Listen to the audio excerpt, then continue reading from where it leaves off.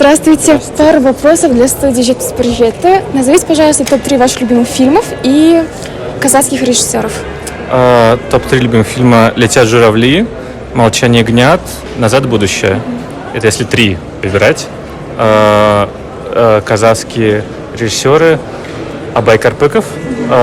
Очень люблю с детства фильм «Фара». Я его пересмотрел вот к эссе.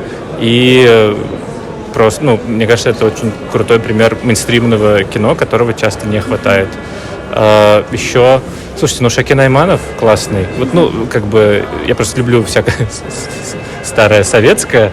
И он, конечно, именно как оттепельный режиссер, очень профессиональный. И на самом деле, недаром первый национальный режиссер.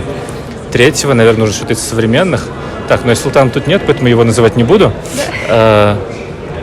Из современных, слушайте,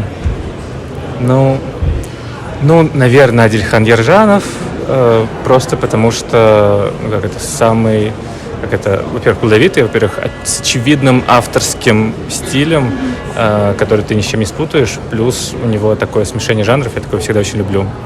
Вот. Смотрели ли вы фильм «Каш»? Если да, считаете ли вы, что теперь реален?